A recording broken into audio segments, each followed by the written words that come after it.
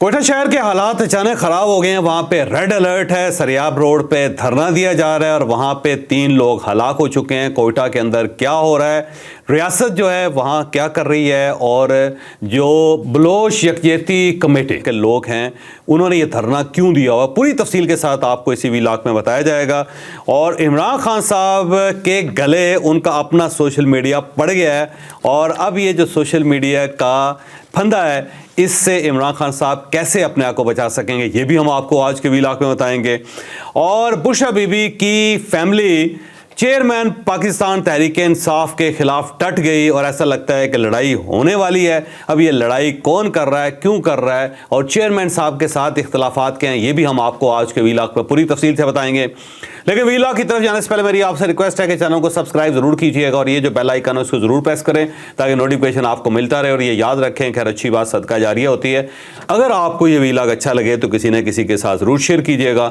اور ہم نے اپنا کالم 0 پوائنٹ اب آڈیو فارم میں لانچ کر دیا. آپ اس لنک پہ کلک کر کے ہمارا کالم اب سن بھی سکتے ہیں. السلام علیکم ناظرین, میں ہوں فاروق عباس نیوٹرل بائی جاوید چودھری. میں ناظرین بی ایل اے کا پولیٹیکل ونگ ایکٹیو ہو چکا ہے اس وقت. یہ ایک انٹرنیشنل سازش پاکستان کے خلاف ہو رہی ہے. پہلے ایک ٹرین کو اغوا کیا گیا, اس سے پہلے مزدوروں کو کبھی اسپاٹ پہ جا کے انہیں شہید کر دیا گیا, کبھی بسوں سے اتار کے انہیں شہید کیا گیا, کبھی پنجابی کے خلاف بلوچ کو اکسایا گیا, اور اب ایک اور سچویشن کریٹ کر دی گئی ہے کوئٹہ میں. کیونکہ ایک انہوں نے عمل کر لیا تھا, ایک سیریز ان کی کمپلیٹ ہو گئی تھی, تو بظاہر ایسا لگ رہا ہے کہ اب وہ شہر کو اٹیک کرنے جا رہے ہیں دوسرے طریقے سے, کہ لوگوں کو اپنے ساتھ میں لایا جائے, ایک سمپیتھی ویو کریٹ کی جائے کہ یہاں پہ جی لوگوں کو مارا جا رہا ہے اسٹیٹ کے تھرو. اس بار الزام لگا ہے کہ پولیس نے فائرنگ کی ہے. اس سے پہلے انہوں نے کیا کیا, انہوں نے ہاسپٹل میں اٹیک کیا اور جو دہشت گردوں کی لاشیں پڑی تھی وہ لے گئے, جس پہ یہ دعویٰ کر رہے تھے کہ یہ جو لوگ ہیں یہ ان کے لواحقین ہمارے ساتھ ہیں. تو پہلی بات تو آپ یہی مان گئے کہ یہ لوگ دہشت گرد تھے اور ان کے لواحقین آپ کے ساتھ ہیں, مطلب یہ آپ ہی کے لوگ ہیں. اس کے بعد مزید بھی کچھ الزامات لگائے جا رہے ہیں, وہ ہم آپ کو بتائیں گے اسٹوری کے اندر. اب یہ بظاہر نظر آ رہا ہے کہ اسلحے سے تو انہوں نے کھیل لیا, اب انہوں نے لوگوں کے ذہنوں سے کھیلنا تھا. اب وہ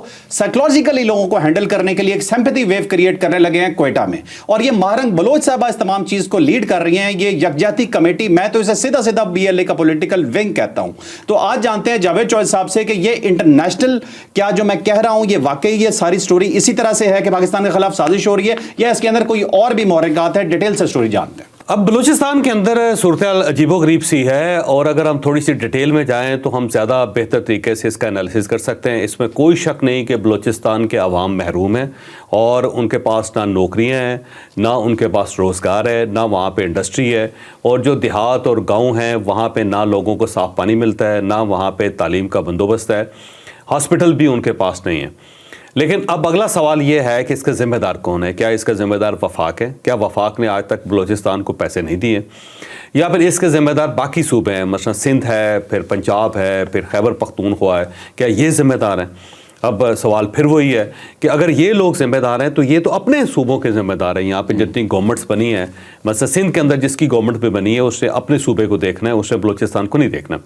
پنجاب کے اندر جتنی بھی گورنمنٹس آج تک بنی ہیں انہوں نے اپنے صوبے کے لوگوں کو دیکھنا ہے, انہوں نے بلوچستان کو نہیں دیکھنا. خیبر پختونخوا کے اندر جتنی بھی گورنمنٹس بنی ہیں, خواہ اس کا تعلق کسی بھی پارٹی کے ساتھ ہو, اس نے اپنے لوگوں کی فیور کرنی ہے, اپنے لوگوں کے لیے اسپتال بنانے, اپنے لوگوں کے لیے انہوں نے اسکول بنانے یا کالجز بنانے. بلوچستان کی انہوں نے فیور نہیں کرنی, بلوچستان کی انہوں نے سپورٹ نہیں کرنی, بلوچستان میں انہوں نے انفراسٹرکچر ڈیولپ نہیں کرنا, یہ ان کے اپنے لوگوں نے کرنا ہے. لیکن اس کے باوجود بھی سندھ جو ہے میں دیکھتا ہوں کہ اس بلوچستان کے معاملے میں بہت زیادہ سافٹ ہے, اور سندھ کی گورنمنٹ بھی ہمیشہ بلوچستان کے لوگوں کو سپورٹ کرتی ہے. پنجاب کے اندر آج بھی بلوچستان کے بے شمار اسٹوڈنٹ ہیں جو فری آف کاسٹ ایجوکیشن حاصل کر رہے ہیں, اور پنجاب گورنمنٹ ان کو باقاعدہ میزبانی کر رہی ہے ان کی, اور ان کو اپنا مہمان سمجھ رہی ہے.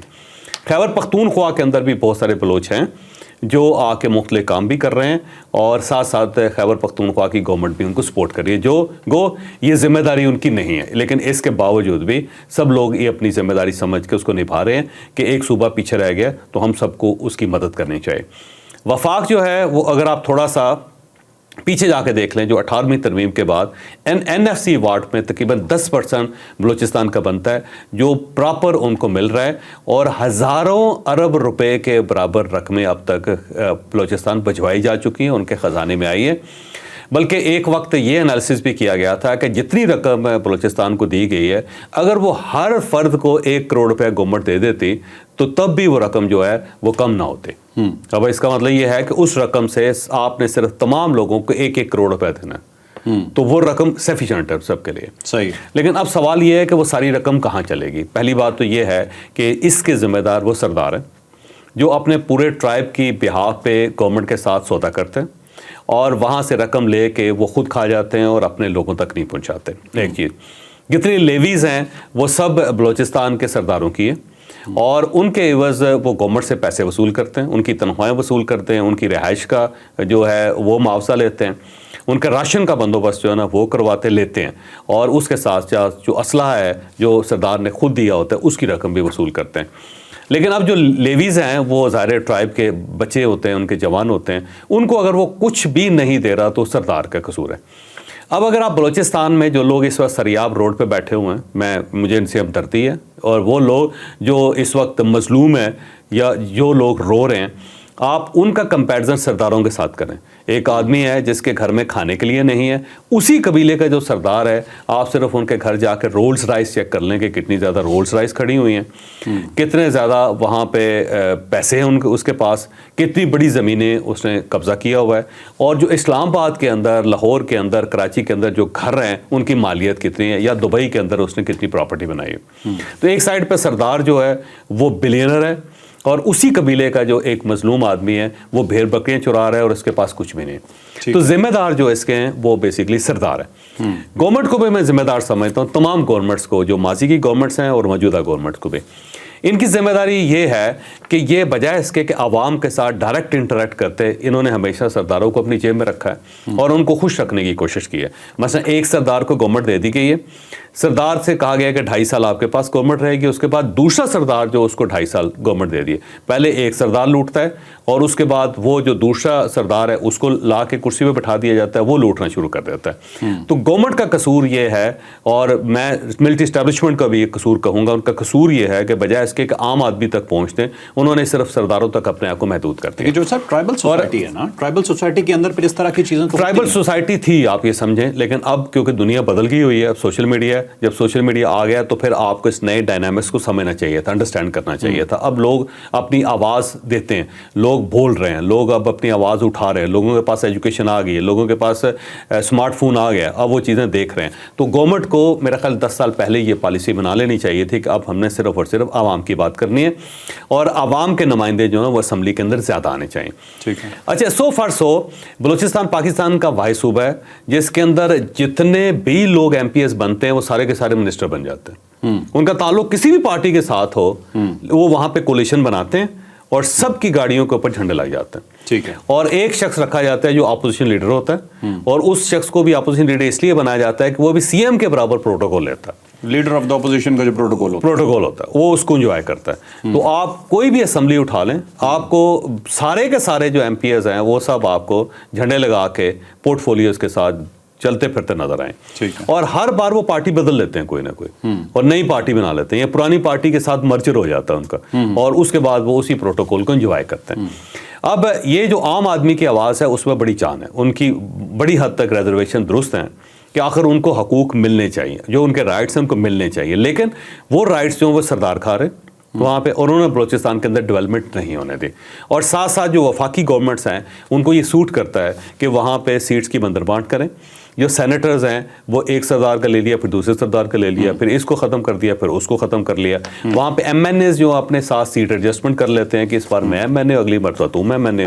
اور پھر وہاں پہ 100 فار 100 عبدالقدوس بنجو صاحب جو تھے, انہوں نے 544 ووٹ لیے تھے, صرف 544 ووٹوں کے ساتھ وہ سی ایم رہے. ٹھیک ہے. اور سی ایم بھی وہ سلیپنگ سی ایم ان کو کہا جاتا تھا کہ وہ 12-1 بجے تک 2 بجے تک سوتے رہتے تھے دن کے وقت. اس کے بعد وہ جاگتے تھے, پھر ان کی شبانہ مصروفیات ہوتی تھی جس کے اندر وہ ملوث ہو جاتے تھے. تو یہ ساری صورتحال جو ہے نا اس سے وہاں پہ ایک کنفیوژن سا پھیلایا. ایک چیز تو یہ بات. دوسری چیز یہ ہے کہ ان کا کلیم ہے کہ جی مسنگ پرسن جو ہے نا ہمارے مسنگ پرسنز ہے.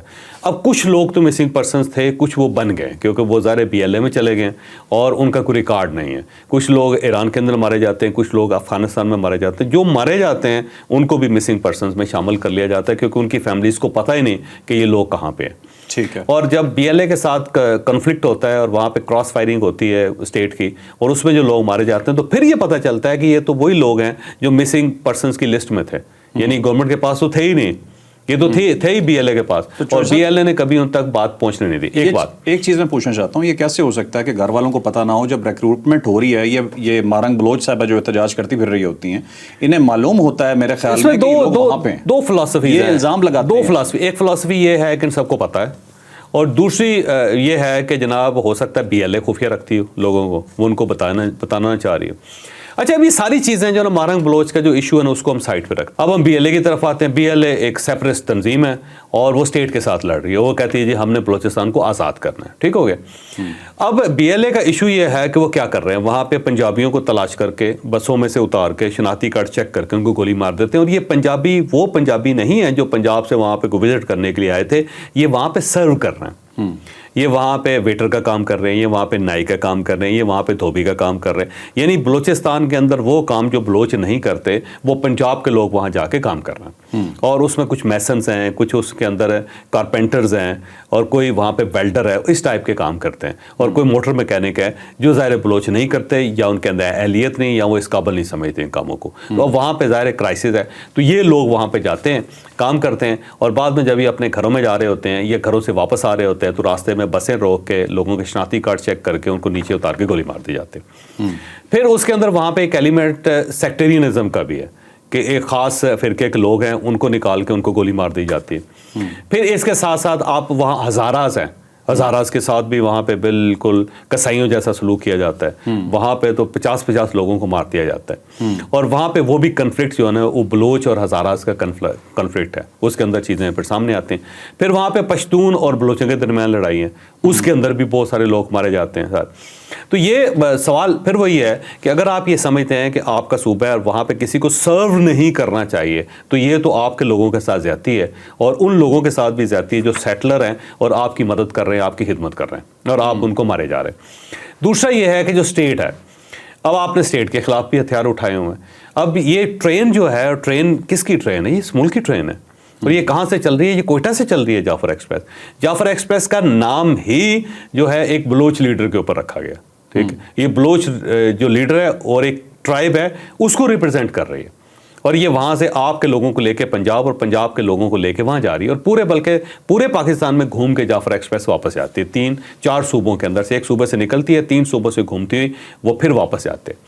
اور اس کو اگر آپ اغوا کر کے آپ یہ سمجھتے ہیں کہ اغوا کرنا مناسب چیز ہے ٹرین کو, اور پھر اس میں سے چن کے لوگوں کو مارنا اور ان کو گولی مارنا اور ان کی لاشیں جو وہاں پہ پھینک دینا, اگر آپ یہ سمجھتے ہیں کہ انسانیت ہے, ٹھیک ہے, پھر تو بات ختم ہو گئی.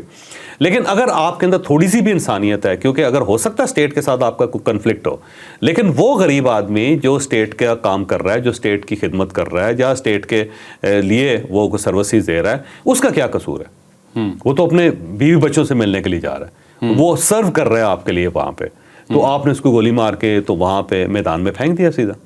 تو اس کی کیا جسٹیفیکیشن ہے؟ کوئی جسٹیفیکیشن. تیسری چیز یہ ہے کہ جب آپ اسٹیٹ کے سامنے آپ نے ہتھیار اٹھائے ہوئے ہیں تو کیا اسٹیٹ کو خاموش رہنا چاہیے؟ اس کا مطلب یہ ہوا کہ اگر اسٹیٹ خاموش رہتی ہے تو پھر اسٹیٹ سے زیادہ بے درد چیز کون سی ہے؟ پھر تو اسٹیٹ ختم ہوگی نا, ختم ہوگی. پھر اور اگر آپ یہ چاہتے ہیں کہ اسٹیٹ ختم ہو جائے تو ٹھیک ہے, چلیں آپ بلوچستان کو آزاد کرنا چاہتے ہیں, آزاد کر لیں. تو کیسے آزاد کریں؟ کیونکہ وہاں پہ تو 6 قسم کی وہاں پہ نیشنلٹیز ہیں, 6 قسم کی وہاں پہ ٹرائبس ہیں. براہوی جو ہے نا وہ آپ کو نہیں تسلیم کرتے, آپ ان کو نہیں تسلیم کرتے. پشتون جو ہے 60% پشتونز ہیں جن کے ساتھ آپ کا کنفلکٹ ہے. پھر وہاں پہ ہزاراز ہیں جن کا آپ کے ساتھ کنفلکٹ ہے. پھر وہاں پہ سیٹلرز ہیں بہت زیادہ, وہ سیٹلرز بھی جو آپ ان کو نہیں مانتے, وہ ان کو نہیں مانتے. تو کیا بلوچستان کے 6 حصے ہوں گے پھر؟ اور فرض کر لیں کہ آپ پورے بلوچستان کے اوپر قبضہ کر لیتے ہیں, تو پھر تو آپ کو براہویوں سے لڑنا پڑے گا, پھر آپ کو ہزاراز سے لڑنا پڑے گا, پھر آپ کو پشتونوں سے لڑنا پڑے گا. تو کیا آپ وہاں پہ خانہ جنگی چاہتے ہیں کہ وہاں جتنے لوگ ہیں وہ سارے کے سارے مارے جائیں, یا ان میں سے 10% آبادی ماری جائے؟ مجھے قضا بنانا چاہتے ہیں, اس کو کیا کرنا چاہتے ہیں؟ لگ تو یہی رہا. اور وہاں سے بھی اگر آپ نکلنا چاہتے ہیں تو کیا آپ افغانستان کے ساتھ ملیں گے, یا پھر آپ کو ایران تسلیم کرے گا؟ کون تسلیم کرے گا اس کو؟ تو وہاں پہ قتل و غارت کری ہے جو بڑی ظلم. اب یہ جو واقعہ ہوا وہ اس طرح ہوا کہ جو دہشت گرد تھے ان کو مارا گیا آرمڈ فورسز کی طرف سے. دہشت گردوں نے ٹرین اغوا کی تھی, یہ اب ذہن میں رکھیں. ایسا نہیں ہے کہ گئے اور جا کے ان کو مار کے آ گئی. نیشنل سیکورٹیز کی ایجنسیز جو ہیں یا جو سیکورٹیز ایجنسی ہیں یا اسٹیٹ ان کو قتل کر کے آ گئی بولان میں. انہوں نے ٹرین اغوا کی ہوئی تھی, 26 لوگ شہید 26 لوگ شہید کیے تھے. یا تو پھر ٹرین کے 400 لوگ 440 یا 425 لوگوں کو اسٹیٹ چھوڑ دیتی کہ ٹھیک ہے جی مار دیں آپ ان کو. اب وہاں پہ اسٹیٹ نے آنا ہی آنا ہے, اور جب آنا ہے اس نے تو جن لوگوں نے اغوا کیا ہوا ہے ان کو انہوں نے مارنا ہی مارنا ہے. اس کے پاس کوئی آپشن نہیں ہے کہ آپ نے سیوسائڈ ساتھ بٹھائے ہوئے ہیں تو کیا ان لوگوں کو مرنے کے لیے چھوڑ دے اسٹیٹ, تو اسٹیٹ نے کرنا ہے. اب وہاں پہ جو لوگ ان سب کو مار دیا انہوں نے. مارنے کے بعد وہ 13 لاشیں ہیں ان کو دفن کر دیا گیا, اور اسٹیٹ کا یہ کہنا ہے کہ وہ لاشیں اس قابل نہیں تھی کہ کسی کو دی جاتی ہیں دکھائی جاتی. اب شناخت نہیں ہو سکتی. ایک اور ریزن بھی ہے اس کی کہ جب اس ٹائپ کی لاشیں آپ لواحقین کے حوالے کرتے ہیں تو لواحقین ایک تو ان کی طبیعت بھی خراب ہوتی ہے اپنے بچوں کو دیکھ کے, دوسرا اس کا یہ ہے کہ وہ اس کے ساتھ وہی سلوک کرتے ہیں جو اس وقت 3 لاشیں سریاب روڈ کے اوپر رکھ کے انہوں نے اپنا ایک معاملہ خراب کر دیا ہوا ہے, وہاں پہ احتجاج کر رہے ہیں. تو یہ 13 لاشیں لے کے وہ پھر احتجاج شروع کر دیتے تو اسٹیٹ نے دفن کر دی. اچھا, اب یہ جو چوہدری صاحب الزام ہے کہ گولی چلائی ہے اسٹیٹ نے, میں تو یہ مان ہی نہیں سکتا کہ گولی چلائی ہے. مجھے لگتا ہے کہ یہ BLA کا پورا پلان ہے اور یہ مارنگ بلوچ صاحبہ کا پورا پلان ہے. انہوں نے خود کسی نے طریقے سے لاشیں چاہیے تھیں, کیسے بھی انہوں نے حاصل کر کے, اگر اندر سے ہی کوئی بندہ تھا اس نے شوٹ کر دیا اور انہیں لاشیں چاہیے تھی. وہاں پہ ظاہر ہے وہاں پہ فائرنگ تو ہی ہے, بندوں کے بلٹس وونڈس بھی ہیں, اس میں کوئی شک نہیں ہے. لیکن جو پولیس ہے اس نے دیکھیں پولیس اس طرح گولی نہیں چلاتی. پہلی بات تو یہ ذہن میں رکھو کہ پولیس جو ہے, اور یہ بلوچستان کی پولیس ہے, کوئٹہ کی پولیس ہے, ان کی اپنی پولیس ہے, یہ خود انہوں نے بھرتی کیے ہوئے ہیں لوگ. ان میں سارے لوگ جو ہیں بلوچی بولتے ہیں, ان کا تعلق کسی اور صوبے کے ساتھ نہیں ہے, پنجابی پولیس نہیں ہے وہاں پہ.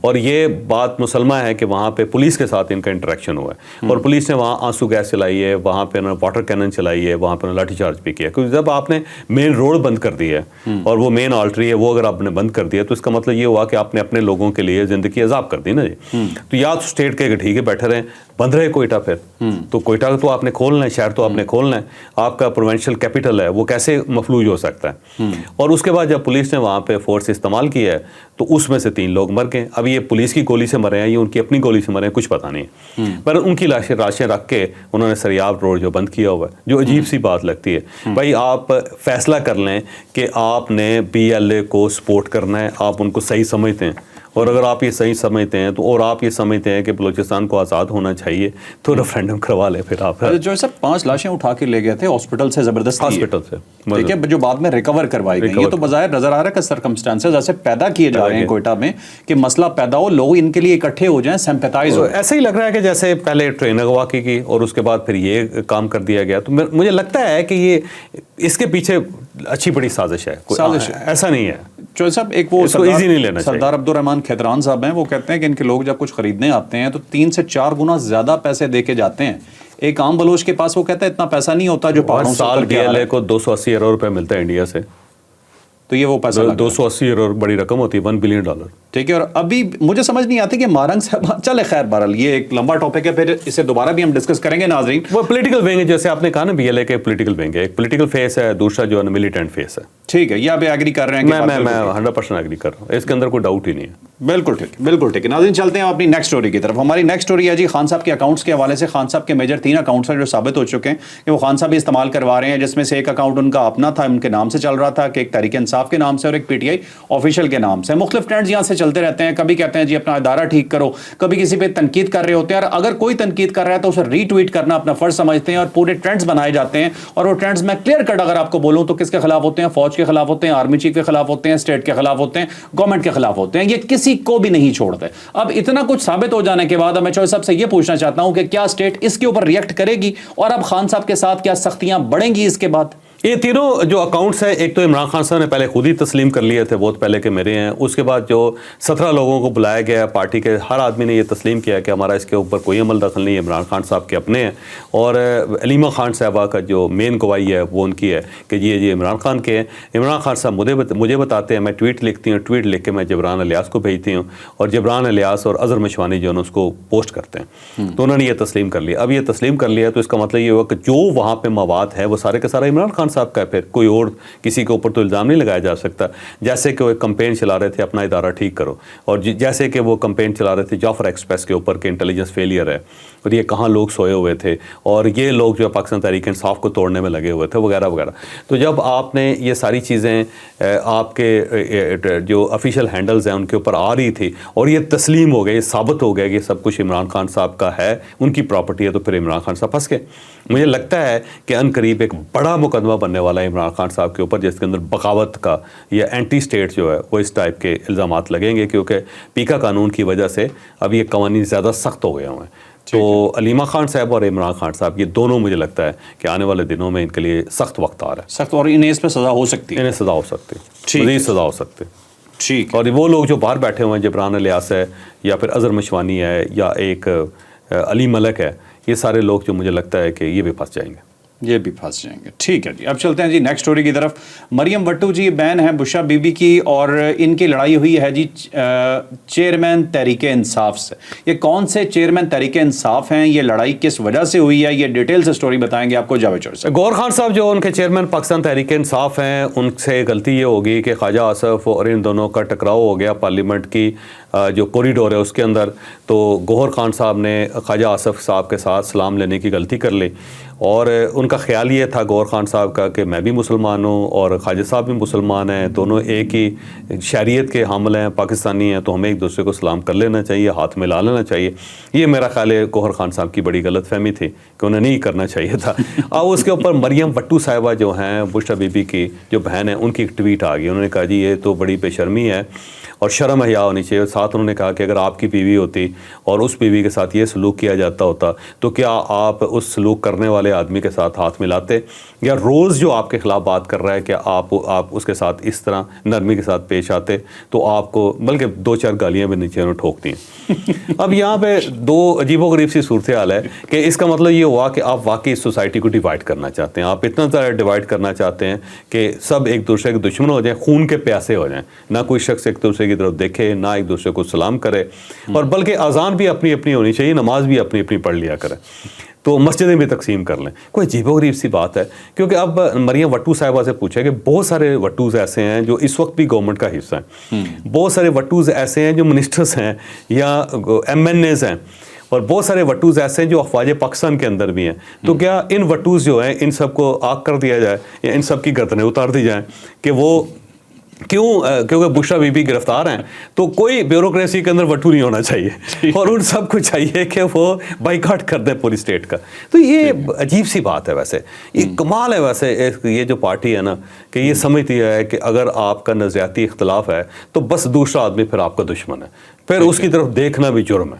یہ پوری پارٹی کا سٹرکچر ہی ایسا ہے. یہ میرا خیال ہے ایک خاص مائنڈ سیٹ تھا, اور اس خاص مائنڈ سیٹ کو عمران خان صاحب نے اپنی طرف کھینچ لیا ہے میگنٹ کی طرح, اور اب وہ مائنڈ سیٹ جو ہے وہ اسی ٹائپ کی بات کرتا ہے. بھائی اس کے باوجود جو ہے روایات ہیں, اور یہی اس سوسائٹی کی خوبصورتی ہے کہ ہم سب اختلافات کے باوجود بھی ایک دوسرے کی غمی میں خوشی میں جاتے ہیں, ایک دوسرے کو سلام کرتے ہیں, ایک دوسرے کے ساتھ پگل گیر بھی ہوتے ہیں. لیکن آپ یہ کہہ رہے ہیں کہ بالکل نہیں, جیسے عمران خان کہتا تھا نا میں پرائم منسٹر ہوں, پاکستان کے اوپر جنگ بھی مسلط ہو جائے, یہ چور ہیں ڈاکو ہیں, میں نے ان کے ساتھ نہیں بیٹھنا. اب تو ویسے عمران خان صاحب ٹھیک بھی ہو گئے ہیں, وہ ان چوروں اور ڈاکوؤں کو یہاں تک ڈاکو اور چور نہیں سمجھتے, یا پھر وہ ان کے ساتھ بیٹھنے کے لیے تیار ہے. اب تو پوری پارٹی کہتی ہے کہ عمران خان کو نکالیں, ان کے ساتھ بٹھائیں. تو یہ چیز سی بات ہے. ویسے میرا خیال ہے کہ گوہر خان ایک مسکین آدمی غلط لوگوں میں پھنس گیا, جیسے کہتے ہیں نا رضیہ گنڈوں میں پھنس گئی. اب رضیہ کا پتہ نہیں بیچاری کا کیا بنتا ہے, یہ مجھے نہیں لگتا کہ یہ گوہر خان کو مینٹلی ٹھیک رہنے دیں گے. ٹھیک ہے, ویسے صاحب سارے وٹو برے نہیں ہوتے, بڑے اچھے وٹو بھی ہیں. میرا بھی پورا نام فاروق عباس وٹو ہے. وٹو ہے نا جی, تو آپ تو بائیکاٹ کرو نا صاحب, کیونکہ آپ کی جو بزرگ خاتون ہیں بشرا بی بی وہ جیل میں ہے, تو اب تو میرا خیال ہے آپ کے اوپر فرض ہے کہ آپ خود سوزی کر لو. نہیں سر, وہ ہماری خاتون نہیں ہے, فیملی بالکل سیم ہے. ٹھیک ہے, وہ علاقہ بھی مجھے ان کا پتا ہے کون سا ہے, بہت ڈیٹیلز اور بھی پتا ہے, لیکن وہ بہرحال پھر کسی ٹاپک میں ڈسکس کریں گے. لیکن سارے وٹو برے نہیں ہوتے. وٹو صاحب آپ بھی احتیاط کریں. ناظرین لائک شیئر سبسکرائب کرنا بالکل نہیں بھولنا. ایک دعا کیجیے گا پاکستان کے لیے. پاکستان ہم ہمیشہ کہتے آ رہے ہیں بڑے دنوں سے کہ مشکل وقت میں اس وقت ہمیں اکٹھا ہونا بہت ضروری ہے. چاہے کوئٹہ ہو یا کے پی ہو, ہمارے یہ دونوں صوبے ایک مشکل ٹائم سے گزر رہے ہیں. ہماری اپیل بھی ہے اور ہماری دعا بھی ہے کہ ہر طرف خیریت رہے. لائک شیئر سبسکرائب, اجازت دیجیے. اللہ حافظ. پاکستان زندہ باد.